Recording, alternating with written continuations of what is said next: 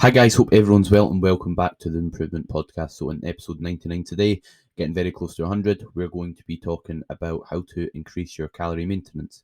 In regards to why I'm creating an episode on this topic, so a lot of people are in the position where they have a low calorie maintenance, and as a result, it can be harder to stick to obviously a lower calorie diet because hunger is usually going to be higher and it's less sustainable. It means you can't really enjoy social events as much without worrying about not gaining weight and just having a bit more flexibility in your nutrition. So yeah, a higher calorie intake is basically going to be a more sustainable one to maintain your weight. If your goal is to just maintain fat loss, let's say you're eating 1,000 calories today, or a day, sorry, or you're eating 3,000 calories a day, what's going to be a bit easier to stick to? It's going to be the 3,000 calorie a day. So if we can get your body closer to that position, that set point, then you're going to have a better time or a easier time of sticking to your nutrition, which is ultimately the goal, because what we can stick to is going to yield better results, of course. So yeah, and obviously it just sucks having to eat like a low amount of calories, regardless if you can stick to it or not. It's not really that enjoyable. You want to be able to enjoy foods, live your life a little.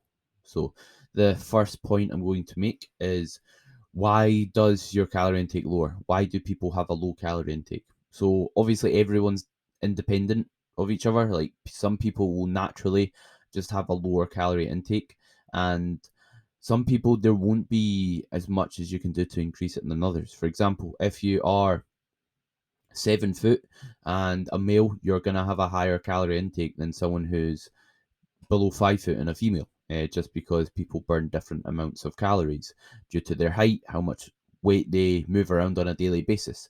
Which is why usually if you build muscle, you're going to have a higher calorie maintenance, which is partly what I'm going to talk about in this episode.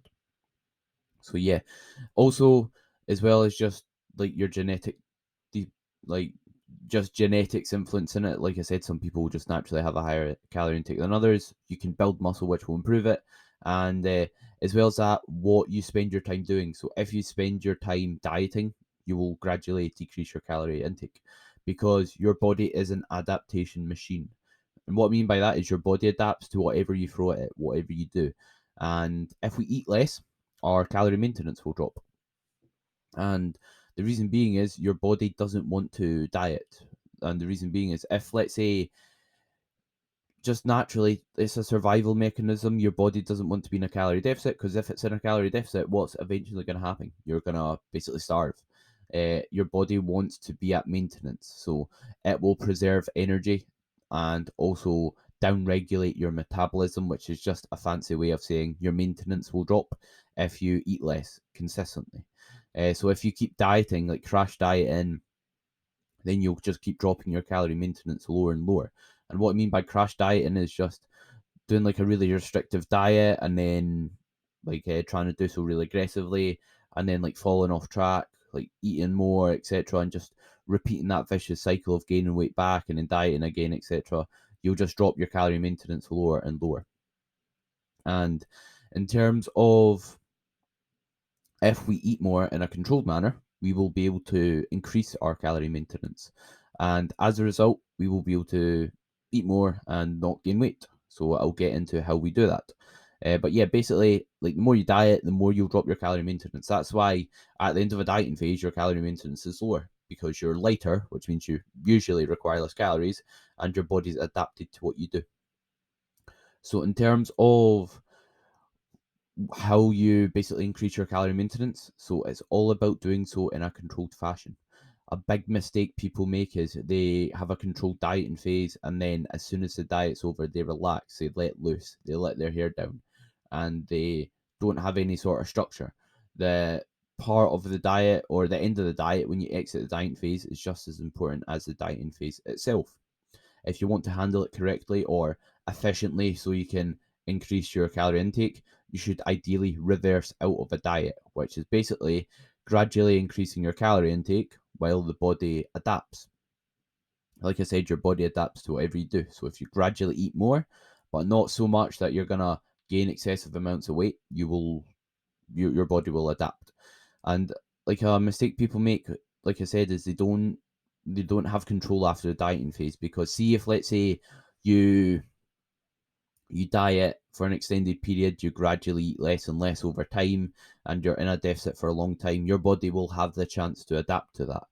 The same applies if you bulk and let's say you eat in a slight surplus or eat slightly more than you're burning very strategically while training hard for long periods of time, your calorie maintenance will increase. However, people don't do that. If let's say you control yourself and you're really sensible throughout a whole diet, and then you just eat, let's say you gain 5 pounds in a week, your body's only got the ability to adapt so fast. So you're not giving your body the ability to adapt while eating that 5 pounds any more than if let's say you gained 0.5 pounds. So you're gaining your body's maybe adapting its maintenance a ton. You might be increasing your maintenance very slightly, but you're also gaining 5 pounds in the process. Whereas if you do so very slowly and strategically, let's say you gain half a pound that week, then what will basically happen is you'll be able to increase your calorie maintenance. You will gain, obviously, maybe, who knows if even that 0.5 pounds will be from fat, or will it be from storing more glycogen from carbs, or basically food volume in our stomach, storing food in our body, and also maybe even building muscle. So yeah, if let's say we just gain it really fast, you're not gonna have or give the ability for your body to adapt. Whereas if let's say you gain 0.5 pounds, you could do that over 10 weeks and give your body the chance to adapt every single week from eating in a slight surplus, and still gain the same amount as, let's say, if you gained 5 pounds in a week. But you're only giving your body 1 week to adapt and bring its maintenance up. So I hope that makes sense. It's maybe it was a bit confusing, but basically, if we do so nice and gradually, our body will have the chance to adapt, increase its calorie maintenance. Whereas if we do so fast, it will also have the chance to adapt, but will gain excess fat in the process. That's not going to contribute towards our calorie maintenance increasing anymore. So, in terms of where to start, when you exit a diet, you basically, when we're dieting, we're in a calorie deficit. I've got episodes on things like energy balance and how to lose weight, etc. towards the start of when I created the podcast. But basically, when we exit a diet, we want to gradually increase our calories or lower our expenditure. And what that basically does is put us out a calorie deficit to a maintenance or maybe a slight surplus. So you want to either like increase your calories, which could be from by like 100. If you want to be nice and careful, you could do even less, but I think 100 is appropriate. Or you could lower your expenditure through, let's say, like taking away 2,500 steps. You then will do that for a week.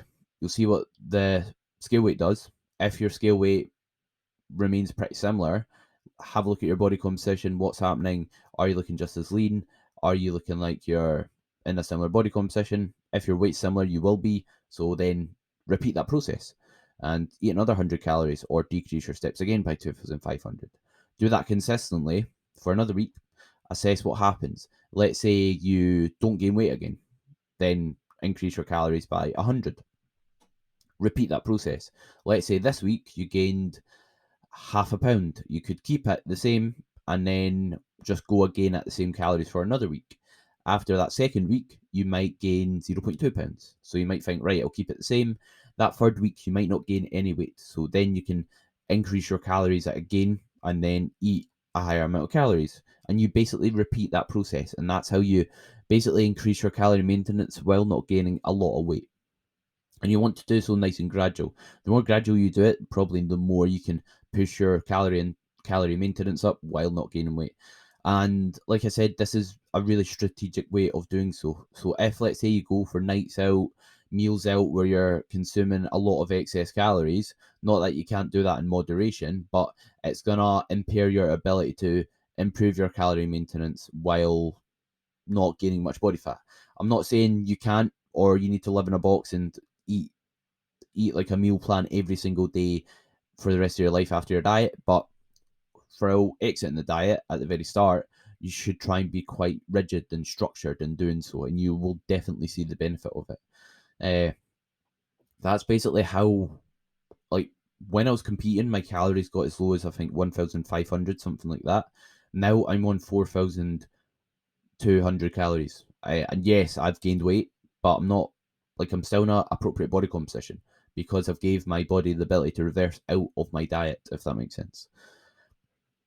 And yeah, so just repeat that process. If you don't gain weight, eat a bit more or do a bit less steps and repeat that. And then when your weight does start climbing or it doesn't, let's say you don't set at maintenance, just keep your calories the same. And you can't do this forever. For example, during my bulk, I can't just add 100 calories infinitely and just keep bulking forever, because what will happen is you'll be at a position where your body's not going to upregulate its metabolism, meaning your body's going to be at a calorie maintenance and it's going to be basically say, I don't need more food, I don't need more calories. And any more calories you give it, it will probably gain weight. So you can only do this to an extent. You can't keep reversing out of a diet and stay on 10,000 calories a day, because it doesn't work like that. But you can put your calorie intake up to a more sustainable and a more appropriate level. And something else to consider is when you are doing so, like everyone will have a like different ability to adapt. So like if you don't just copy what someone else's diet is, never do that, because everyone is different. In terms of how big a jump to take, like I said, you can do like 100 calories or 2,500 steps at a time, which is a good ballpark. If you're really scared and concerned and stressed about doing it, then just do it a bit slower. Add 50, 75 calories. I think that can be a bit too slow, definitely at the start, but at least you will still be able to increase your calorie maintenance, and then you'll see nothing crazy happens if you eat an extra 100 calories. You don't suddenly gain a ton of weight. Also, bear in mind, when we eat more, when we have more things like carbs, we'll store them as glycogen, which weighs something. When we store glycogen in our muscles, we will look less flat and more full. We'll basically, that will increase the amount of weight, because when we store glycogen, which is carbs, that's not body fat. It is something different. It's just basically storing energy in our muscles. When we store glycogen, we also store water so that we can hold on to that glycogen in our muscle. So that will influence your weight. So just because your weight's up doesn't mean you've necessarily gained fat. So bear that in mind. And in terms of your training, so when you're doing so, you don't just want to sack training off when you're reversing out of a diet. What you want to do is keep training and progress your lifts as much as possible to maximize this and build muscle. And basically, that will increase your output, how much energy you're burning, in other words, which will give your body a reason to require more food. But if you don't build muscle, if you're not training hard, you're not giving your body a demand to increase its current calories. So you want to basically make sure you're still training throughout this process and keep it up, because that's going to ultimately lead to the best outcome if you're concerned about improving your body composition as well as eating more calories. And in terms of how long to spend doing this, basically your body will basically tell you when you can't really increase your calories much more without starting more of a gaining phase.